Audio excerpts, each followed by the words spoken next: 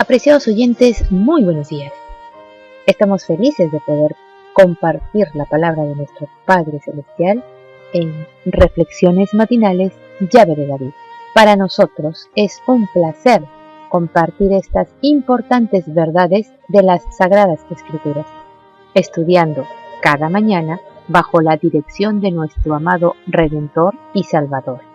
Oremos a nuestro Padre Celestial para que bendiga su santa palabra y que su Hijo amado nos llene de sabiduría, de entendimiento y comprensión del mensaje preparado para hoy titulado Guardaos de la levadura de los fariseos. El texto bíblico a meditar lo encontramos en el libro de Mateo, capítulo 16, versos 11 y 12 que nos dicen: ¿Cómo es que no entendéis que no fue por el pan que os dije que os guardaseis de la levadura de los fariseos y de los saduceos? Entonces entendieron que no les había dicho que se guardasen de la levadura del pan, sino de la doctrina de los fariseos y de los saduceos. El Hijo del Altísimo, gimiendo en su espíritu y apartándose del grupo de caviladores, volvió al barco con sus discípulos. En silencio pesaroso, cruzaron de nuevo el lago. No regresaron, sin embargo, al lugar que habían dejado, sino que se dirigieron hacia Betsaida, cerca de donde habían sido alimentados los 5,000. Al llegar a la orilla más alejada, el Mesías dijo: Mirad y guardaos de la levadura de los fariseos y de los saduceos. Desde los tiempos de Moisés, los judíos habían tenido por costumbre apartar de sus casas toda levadura en ocasión de la Pascua, y así se les había enseñado a considerarla como una figura del pecado. Sin embargo, los discípulos no comprendieron al Mesías. En su repentina partida de Magdalá, se habían olvidado de llevar pan y tenían solo un pan consigo. Creyeron que el Mesías se refería a esta circunstancia y les recomendaba no comprar pan a un fariseo o a un saduceo. Con frecuencia, su falta de fe y de percepción espiritual les había hecho comprender así erróneamente sus palabras. En esa ocasión, el Mesías los reprendió por pensar que el que había alimentado a miles de personas con algunos peces y panes de cebada pudiese referirse en esta solemne amonestación simplemente al alimento temporal. Había peligro de que el astuto raciocinio de los fariseos y saduceos sumiese a sus discípulos en la incredulidad y les hiciese considerar livianamente las obras del Mesías. Los discípulos se inclinaban a pensar que su maestro debiera haber otorgado una señal en los cielos cuando se la habían pedido. Creían que él era perfectamente capaz de realizarla y que una señal tal habría acallado a sus enemigos. No discernían la hipocresía de esos caviladores. Meses más tarde, juntándose muchas gentes, tanto que unos a otros se hollaban, el Mesías repitió la misma enseñanza.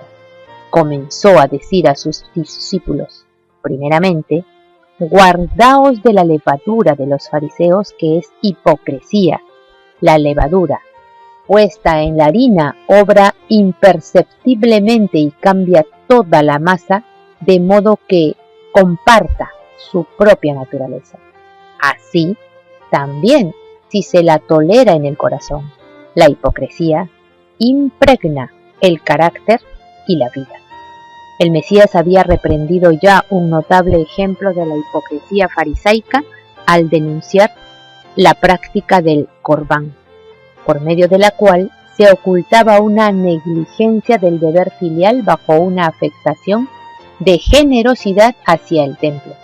Los escribas y fariseos insinuaban principios engañosos, ocultaban la verdadera tendencia de sus doctrinas y aprovechaban toda ocasión de inculcarlas arteramente en el ánimo de sus oyentes. Estos falsos principios, una vez aceptados, obraban como la levadura en la harina, impregnando y transformando el carácter. Esta enseñanza engañosa era lo que hacía tan difícil para la gente recibir las palabras de Yahshua. Las mismas influencias obran hoy por medio de aquellos que tratan de explicar la ley de Yahweh, de modo que la hagan conformar con sus prácticas. Esta clase no ataca abiertamente la ley, sino que presenta teorías especulativas que minan sus principios. La explican en forma que destruye su fuerza. La hipocresía de los fariseos era resultado de su egoísmo. La glorificación propia era el objeto de su vida. Esto era lo que los inducía a pervertir y aplicar mal las escrituras, y los cegaba en cuanto al propósito de la misión del Mesías. Aún los discípulos del Mesías estaban en peligro de albergar este mal sutil. Los que decían seguir al Mesías, pero no lo habían dejado todo para ser sus discípulos, sentían profundamente la influencia del raciocinio de los fariseos. Con frecuencia, vacilaban entre la fe y la incredulidad, y no discernían los tesoros de sabiduría escondidos en el Mesías. Los mismos discípulos, aunque exteriormente lo habían abandonado todo por amor al Mesías, no habían cesado en su corazón de desear grandes cosas para sí. Este espíritu era lo que motivaba la disputa acerca de quién sería el mayor. Era lo que se interponía entre ellos y el Mesías, haciéndolos tan apáticos hacia su misión de sacrificio propio, tan lentos para comprender el misterio de la redención. Así como la levadura, si se la deja completar su obra, ocasionará corrupción y descomposición, el espíritu egoísta, si se lo alberga, produce la contaminación y la ruina del alma. Cuán difundido está, hoy como antaño, este pecado sutil y engañoso entre los seguidores de nuestro Señor. Cuán a menudo nuestro servicio por el Mesías y nuestra comunión entre unos y otros quedan manchados por el secreto deseo de ensalzar al yo. Cuán presto a manifestarse está el pensamiento de adulación propia y el anhelo de la aprobación humana. Es el amor al yo, el deseo de un camino más fácil que el señalado por Dios, lo que induce a subsistir los preceptos divinos por las teorías y tradiciones humanas. A sus propios discípulos se dirigen las palabras amonestadoras del Mesías: mirad y guardaos de la levadura de los fariseos. La religión del Mesías es la sinceridad misma. El celo por la gloria de Yahweh es el motivo implantado por el mismo Hijo del Altísimo, y únicamente la obra eficaz del Mesías puede implantar este motivo. Únicamente el poder de Yahweh puede desterrar el egoísmo y la hipocresía. Este cambio es la señal de su obra. Cuando la fe que aceptamos destruye el egoísmo y la simulación, cuando nos induce a buscar la gloria de Yahweh y no la nuestra, podemos saber que es del debido carácter.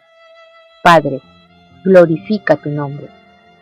Fue el principio fundamental de la vida del Mesías.